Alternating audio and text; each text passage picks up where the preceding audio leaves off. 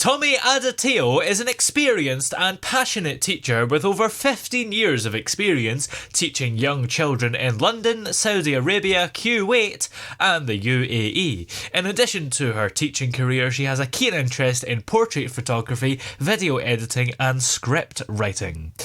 Her love for quality picture books and reading to children from various backgrounds has led her to write her first picture book, The Adventures of Dele the Street Kid. Every superhero needs a sidekick.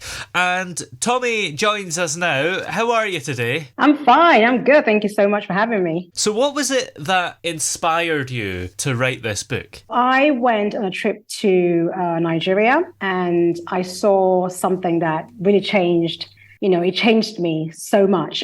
So I very quickly, I'm in a car. The sun is beating down. It's really hot. I look to my right and there's a little boy. Obviously, he's a street kid. He has a tray. He's selling something. So I'm looking at him thinking, oh my gosh, look at this boy. I wonder, he's about 6. I wonder where his mother is. I have all these thoughts going on in my mind. And then I look to my left when I hear the honk of a car. And a similar aged boy is in a 4x4, and I just looked at my right and my left and I just thought, wow, these boys are roughly around the same age, but they are in totally different worlds, So that scene did not leave my heart. So when I traveled back to the UK, it would just play in my mind every time. I'm at work, I'll think about it. I'm on the streets, I'll think about it. And I thought I have to do something, contribute my little part into talking about homelessness and how kids are affected by it. So that's how it started. It's amazing when you go to visit a different country how much you notice things that are different. And I suppose you'd probably go to parts of this country and find similar things that we overlook sometimes. Right. Yes, definitely. Particularly when it comes to, like I said, homelessness. And, a lot of the times we just kind of walk by and we might give them, the generous people might give them something. We might buy food for them, but that's about it. And then we just walk away. But that homeless person is still there. They're still in that situation, and I think we need to empathize. And the reason why I wrote it for kids is for, children as young as 3. I believe that if we have such conversations with them and let them know that this is a situation that happens to some people, we can create empathy, and you never know what ideas or, what contributions, children can make as well. So yeah, it's a big problem. So without giving too much away, are you able to give a brief summary of the plot? So the adventures of Dele, this street kid, every superhero needs a sidekick. It's about a little boy, basically, who lives under a bridge and he sells for a living. So the book really is about his journey, what he goes through on a daily basis. So I cover things like friendship. So this is part 1 of a series. So there are different themes that I intend to cover with each book that I write. So this one's really about him, about loneliness and him wanting a companion. So that's what this one is about. So it's really incredible, actually. I actually love it. I love the book so much. You mentioned there's obviously the theme of homelessness and it's hopefully going to create some empathy in children, but do you think it's entertaining and enjoyable for the child as well as that? That's a very good question. Yes, it is. And I do promise that every child, being a teacher for over, like you said, over 15 years, I understand what children want in a book, what children need to see in a book. So apart from the fact that it's engaging, Dele takes you on different adventures, there are themes there that children can relate to, being, within a classroom, things like sharing, knowing how to befriend, knowing how to take care of pets and things like that. So it is engaging, and he goes through different situations that, a child might not have gone through, but I've written it in such a way that that child can flow and they can understand exactly what's going on. Through the use of the language and the pictures as well. So yes, it really is. And it's really colorful as well. So I think the children would love that. Yeah, absolutely. When you look at the cover, it really catches your eye. Even on the title, every letter has a different color. Do you think that was quite important? Yes, it is, because the front cover speaks volumes about whether you're going to pick it up or you're going to put it back, so I thought children like colors. They're attracted to colors. They're attracted to, interesting fonts and, big letters. So I thought that would, attract the child's attention. And actually I did have some kids look at different front covers And they all went for this one. So they were like, oh, we like that one. We like this one. So I asked 3-year-olds, 4-year-olds, and 5-year-olds, and they all picked this particular one. So I thought, yeah, I'm going to go with this one. Yeah. And the illustrations are done by Tanya Recita. Yes. Are you pleased with how they turned out? I'm very pleased with how it turned out. Very, very pleased. I mean, she understood, even though she'd never been to Africa, we had a deep conversation about, what a marketplace looks like, what, children look like, what the buildings look like, what the architecture looks like. So we had conversations about that. And we went back and forth for quite a while. She had pictures. She went to, to watch some clips and things like that. So she really brought it to life. And I'm really happy with the work that she did with it. Yeah. Absolutely amazing. Because I think those of us who haven't been to Africa or the parts of Africa where this is set maybe have an image of what Africa looks like, and that might be right or wrong. So is there a danger of making some kind of stereotype that is just completely wrong when you're illustrating? Yeah, there is. And that was one of the things that I was very particular about. Tanya, like I said, Tanya she's from Russia. So I was very particular about who I picked because I wanted it to be child-centered. So that was my focus. Like when a child is looking through this book, I want them to look and be able to understand what's going on. And I think if like the drawings of the building or the drawings of the market, if it's too far-fetched, a child might not really understand because they're supposed to be able to tell what's going on from the pictures because 3-year-olds can't read yet. So pictures play a really important part in when they have a picture book, so Tanya was able to, have a look at, those kind of buildings. Also, I wanted it to reflect a child who, is in New York or a child who is in France or wherever, so a child can pick it up and say, oh, okay, this looks a bit familiar. This is a bit different from what I know. But then you can have those conversations with children. So you can scaffold while you're reading with them, so it's very important. The part the teacher or the adult plays is quite important with that as well. So there are some bits that might look different, like the child's clothing and things like that, you engage and talk to a child about. And you can go off and do more research, about a certain country and things like that. So yes, that was considered, definitely. Yeah. And we touched on earlier that most of the children that read this are probably not going to be homeless and will hopefully get some empathy from it. But there are a lot of homeless children in the world. In 2016, it says on the book, UNICEF reported that about 28 million children are homeless globally. So do you think that maybe some of those children would be able to read this book and get something from it themselves? That's one of my aims, actually, to be able to actually go out with this book to many different countries and read this book to them. And I think what my message to them, would, if they get a hand of the book, if they get to read the book somehow, is it doesn't matter what's, the situation you are is not the best, but, the decisions that you make every day are very important, even though as young as they are, things like if you see something, someone's purse falls on the floor, don't take the money, things like that just try and make the right decisions, and be a good person, So that's one of the dreams that I have, actually, to be able to go and say, look, this is a boy called Dele, there's certain things that he would want, but he doesn't have them, which is a situation that you're in.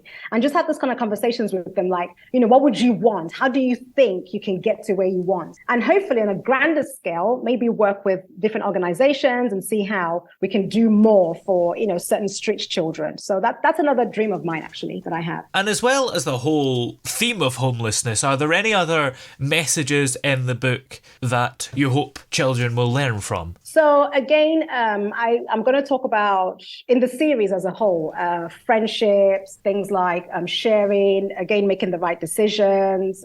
In part 2 of the book, Dele is in a situation where he has to make a decision. So he's very hungry and a situation arises, and there's a right and a wrong. So the basis of the whole series is right and wrong, making the right decisions all the time. Because, as a people, we're faced with that, aren't we? When you're young, when you're older, you got to make a decision. So what decision are you going to make? Are you going to make the right decision? Are you going to make the wrong decision? Those decisions then basically lead you to where you are going to be. So if you make right decisions, your life will tend to, follow a certain path. If you make the wrong decisions, it follows a certain path. So that's what it's really about. So it's covering little situations that children can, even though they're not homeless, they can relate to in the book. Definitely, yes. And I suppose the thing is, often we don't know we've made the wrong decision until we've already made it. Yes, sometimes that's true. Yes. Yeah. Is there a particular part of the story that's your favourite? Oh, definitely. My favorite. So the book starts off with a very lonely Dele, who's wishing, looking at the stars and wishing, I wish I had a friend to count the stars with and stuff like that. And he does something really amazing in the day. And by the end of the story, his wish comes true, So my favorite part was when his wish comes true and he's, when I read that part, I just think, I try to think about a homeless child who, finds a companion and, that he's able to share moments with that companion, no matter what the companion is.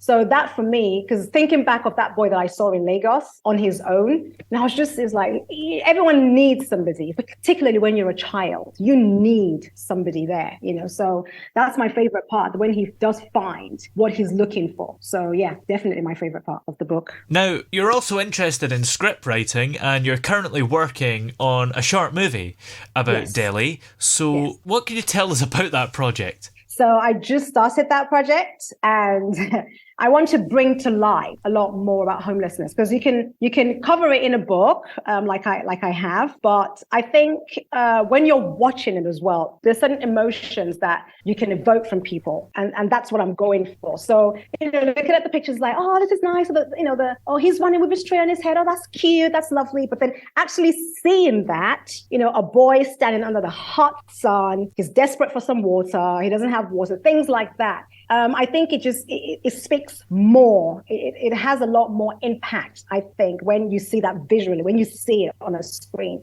So I think it's just taking it a step further from the book and moving on to that. Like, this is actually what this is about. So would that be targeted at young children? Probably not. That's still something I'm thinking about. So it's taking it to that deeper level of, okay, we've read the book is nice, it's fun for the kids, but then actually there is still this problem, with homeless kids. And it shouldn't be something that we're not talking about. I mean, these are kids. They need a mom. They need a dad. They need a guardian. They shouldn't be on the streets, So I think it's so important that we all kind of, we see it, but just do more. And this is my doing more, just creating that awareness, so that's what that's about, yes. And do you think that those who have read the book will enjoy the transition, even though they already know the story and probably know what's going to happen? They'll enjoy seeing a story they're familiar with in a new medium. I think they will. I think it throws another perspective in, so if, like I said, I'm still thinking about, so it's not going to be, Dele the street kid, every superhero needs a sidekick. Yeah. It's something totally different. It's still about a little boy, but it covers, it's different. It's, there's not going to be any audio, any speaking in it. Is just going to follow this boy and the desperation of where he's at, So I have an image in my mind of what I'm trying to create. So that's what I'm thinking. Would it be for the kids? I don't know. I'm not I don't know yet. It depends on how, I guess I have to sit down and speak with people who are more familiar with that process and make sure that it's for the right target audience. So I think going from the book, but in terms of parents who have read the book, oh, definitely they would. I think it would create the empathy that I'm really trying to bring to the parents, and maybe they can then go back and just have those other conversations with their child. Yeah. So yes, absolutely, because it's not just about creating empathy within children, but we'd want to do it for everybody that we can. Yes. Exactly. That's the whole point. Be good, be kind to the next person, because even though they're dressed well, they look good, you don't know what anybody is going through really, unless they open up to you. Yes, definitely. Is it hard to write a script when there's going to be no speaking? Because I guess it's all in the direction. Yes, it really is. It really is. So I didn't think it would be that hard. So I took a short course on it.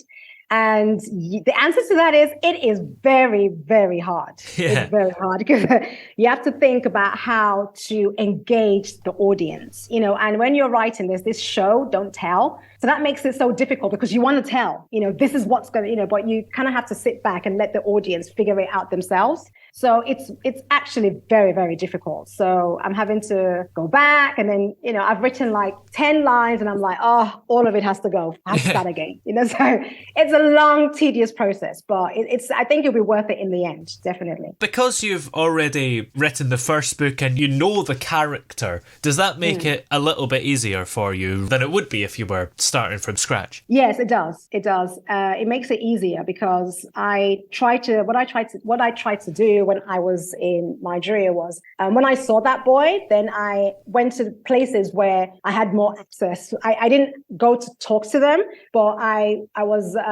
watching for quite a while. I was taking notes, I had my pad with me, and I was so all of that I think comes into play. So yes, I think that would definitely help. It would. Well, what else have you got coming up? Obviously, you've got the next books in this series. So what can you tell us about them? And have you got any future writing plans on top of that?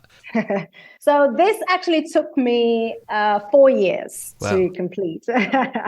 Even though it's less than 500 words, about 500 words, it took a while. It took a while of working with different people, like the illustrator and the editors. So it does take a while, and with a full-time job and everything as well. So, well, at the moment, I have written part 2, but part 2 I've set myself a target. I'm looking to get more exposure in part 1. And then once I feel comfortable that there's enough exposure on the book, then I'm ready to basically roll out with start working on part 2 of the series. So I've had children, a school in America, they read it, and and the kids who read it here, I live in the UAE, and the kids who read it in the UK, the question is, so what happens next? What happens to him next? So they really want to know, and the question is, does he find a family? So I've said to them, you're going to have to wait. You're going to have to wait. So, I mean, that gives me joy that they enjoyed it that much and they want to know what happens to Dele? So that's amazing. Yeah, that's a great sign that they're wanting to find out more. Exactly.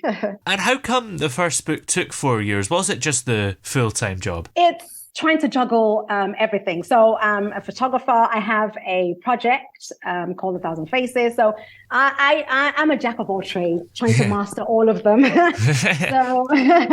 So that's one of the reasons why. So I'm juggling quite a lot of things. So I wrote the book in an hour, actually. I wrote it in an hour, but it just took that long to get everything, going and get it. I didn't think it would take that long between the editors and myself and the illustrators. Just, it's the constant going back and forth. Oh, this isn't, no, I'm not happy with that. And then the editor's like, I'm not happy with that. And the illustrator's like, no, I'm not happy with that. So that took quite a while, because I'm a perfectionist. And I think if you work with another perfectionist and you clash sometimes, it's like, I want to have my way and they want to have their way. So, all of that came into play. But, I've learned a lot from this book. So I guess the next one should be much easier. That sounds like a nightmare, but are you glad you stuck with it and got it finished in the end? I'm so happy as well. I'm really happy that I stuck to it, definitely. Were there times that I wanted to give up? There were times that I thought, oh my gosh, is this worth it? No, but then I think about the bigger picture, like I'm writing on behalf of all the Deles out there, that it does matter. So do this. Yeah. Well, this book is called The Adventures of Dele the Street Kid. Every superhero needs a sidekick. Where are all the places that we're able to find it? So you can get it on my website, www.the letter A and then 1000 faces.com/books, or Well, it's on Amazon. So if you type in either my name, Tomi Adetayo, or which is TomiAdetayo, or you type in The Adventures of Dele the Street Kid, it should come up on Amazon. Excellent. Well, many thanks for talking to us today. It's been great to have you on the show. Thank you so much. Thank you. It's been great being here. Thank you so much.